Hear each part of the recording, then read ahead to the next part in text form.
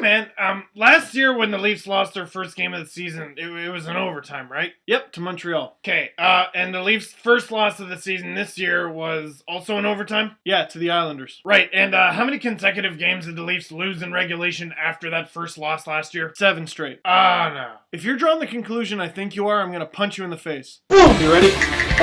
Big news. What? Seriously? No pigs yet. What? What was he doing? Wow. Bring them on. Beautiful.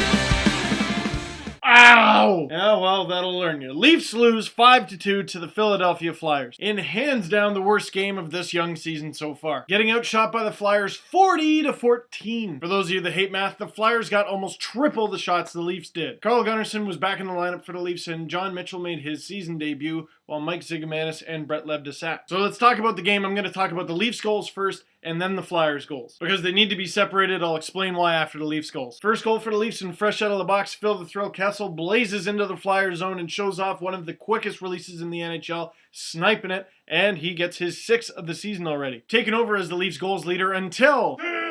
I said I wasn't doing the sword, I'm out. Clark MacArthur busts out Excalibur for the 6th time this season. MacArthur has twice as many goals with the Leafs in 7 games as he did with the Atlanta Thrashers, just 3 in 21 games. And the reason you can really call his hockey stick Excalibur is because he doesn't really score the fanciest goals. Instead, unlike the goal he scored against Philadelphia, he gets down and dirty and pulls it out of a rock. Now for the Flyers goals. Now people are throwing all sorts of stuff at me on Leaf Space, Facebook, and Twitter, stats from last night because they're angry. And the player whose stats were most popularly thrown at me was Dion Phaneuf. He was a team worst -3, and he had his ice time cut to under 16 minutes. And for the guys who were like, -3, oh, that doesn't look like a captain to me. Just letting you know, you're that guy. In fact, I think I'm gonna make that a graphic, okay? You're that guy. You're the guy who just looks at a score sheet blindly and goes, duh. Based on these numbers, I will make a rash judgment. Get ready for my wrath, internet. Shut up. Because yes, it's true, Phaneuf was on the ice for 4 of the Flyers' 5 goals, but I'm going to go out on a limb and say 3 of them weren't his fault. First Flyers goal by Mike Richards. Did Phaneuf tip it in? Yes. Was he out of position? Yes. Why was he out of position, though?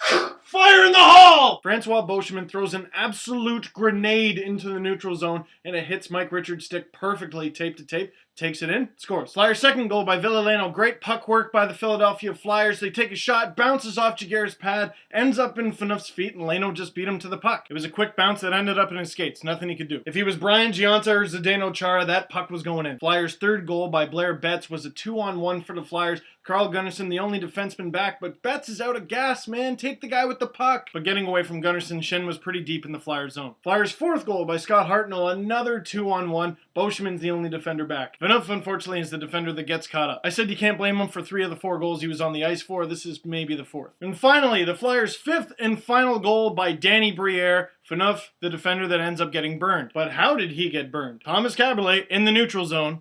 Fire in the hole! I hope you guys like this video, by the way, because I'm going to have to repaint that wall. Caberlet throws a grenade of a soft, backhanded pass to nothing. Briere gets the puck, and the Flyers score their 5th and final goal. And after a loss like that, the Leafs mercifully get 2 days off before they take on the Florida Panthers at home. That game is a must-win because you don't want to go into Boston on Thursday losing 4 straight. But let's end the video on a positive note because there was great news in Leafland yesterday, believe it or not. The Toronto Marlies stomped the Oklahoma City Barons 5-2, and there were 2 awesome things about this game. 1, that was Alex Foster's first game as captain of the Toronto Marlies, so congratulations to him. And 2, Nazem Kadri with a 4-point night, including his first multi-goal game in the AHL, which included a filthy goal, link below. Like, insane moves. With the owner of a white jockstrap, please report to the lost and found. Be sure to check out Chancellor's blog on marlies.ca for more info on Nazem and the rest of the Marlies. So I've said my piece, I said what I saw, you tell me how you saw the game. Add me to leafspace.com, Facebook, and Twitter, and we'll see how the Leafs recover from this one.